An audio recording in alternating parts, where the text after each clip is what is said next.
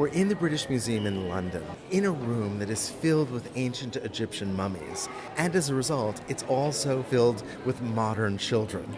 And tourists. It's a great room. There's great stuff here. We're looking at a fragment of a scroll, which is largely ignored. It's a papyrus scroll. And papyrus is a reed that grows in the Nile Delta that was made into a kind of paper-like substance and actually was probably the single most important surface for writing right up into the medieval. We're looking at a written text of something that we call the Book of the Dead, which the ancient Egyptians had other names for, but which was an ancient text that had spells and prayers and incantations, things that the dead needed in the afterlife. This is a tradition that goes all the way back to the Old Kingdom, writing that we call pyramid text. These were sets of instructions for the afterlife. And then later we have coffin text, writing on coffins, and then even later in the New Kingdom we have scrolls like this that we call the Books of the Dead. Sometimes the texts were written on papyrus, like the one we're looking at. Sometimes they were written on shrouds that the dead were buried in. So these were really important texts that were originally just for kings in the Old Kingdom, but came to be used by people who were not just part of the royal family, but still people of high rank, and that's what we're looking at here. This text was found in the tomb of someone named Hunefer, a scribe. The scribe had a priestly status. So we are dealing here with somebody who was literate, who occupied a very high station in Egyptian culture. And we actually see representations of the man who had died, who is buried with this text. And if you look on the left edge of this scroll, at the top, you can see a crouching figure in white, Hunefer, who is speaking to a line of crouching deities, gods,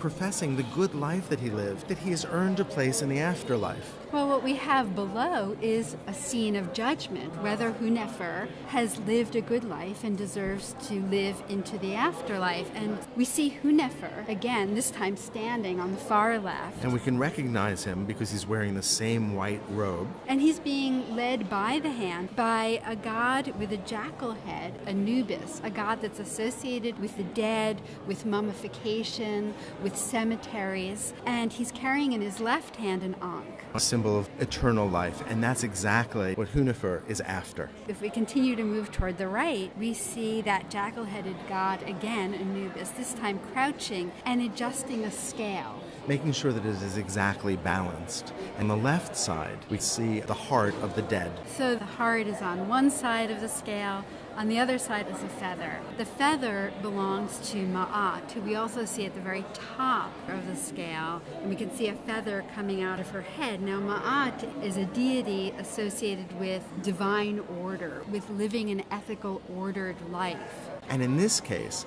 the feather is lower, the feather is heavier. Hunefer has lived an ethical life and therefore is brought into the afterlife. So he won't be devoured by that evil-looking beast next to Anubis. That's Amit, who has the head of a crocodile, the body of a lion, and the hindquarters of a hippopotamus. He's waiting to devour Hunefer's heart should he be found to have not lived an ethical life, not lived according to Ma'at. The Egyptians believed that only if you lived the ethical life, only if you passed this test, would you be able to have access to the afterlife. It's not like their Christian conception, where you have an afterlife for everybody, no matter if they were blessed or sinful. That is, you either go to heaven or you go to hell. Here, you only go to the afterlife if you have been found to be ethical.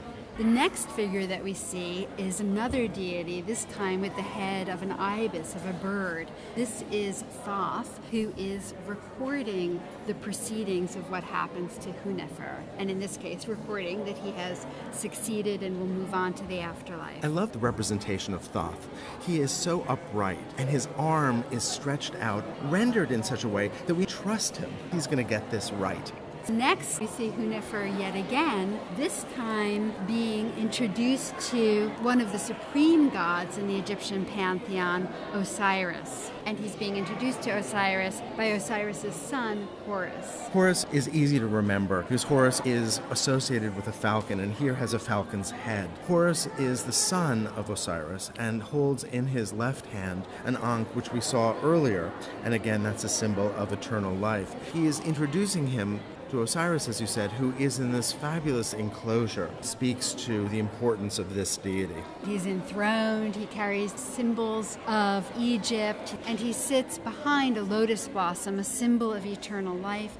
And on top of that lotus blossom, Horus's 4 children, who represent the 4 cardinal points, north, south, east, and west. The children of Horus are responsible for caring for the internal organs that would be placed in canopic jars. So they have a critical responsibility for keeping the dead preserved. We see Horus again, but symbolized as an eye. Now remember, Horus is represented as a falcon, as a bird, and so here, even though he's the symbol of the eye, he has talons instead of hands, and those carry an ostrich feather, also a symbol of eternal life.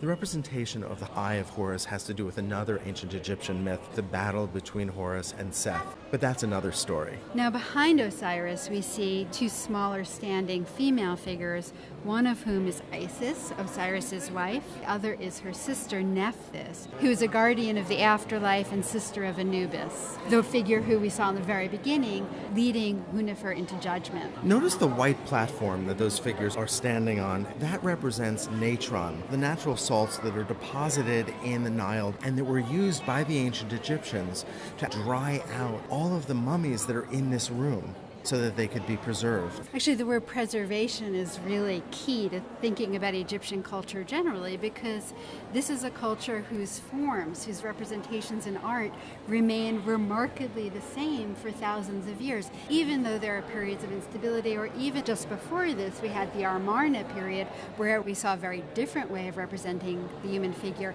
What we see here, these forms look very familiar to us because this is the typical way the ancient Egyptians represented the human figure. Even though this is a painting from the New Kingdom, these forms would have been recognizable to Egyptians thousands of years earlier in the Old Kingdom. And we see that mixture that we see very often in ancient Egyptian art of words, of hieroglyphs, of writing, and images. I love the mix. In our modern culture, we really make a distinction between written language and the visual arts. And here in ancient Egypt, there really is this closer relationship, this greater sense of integration.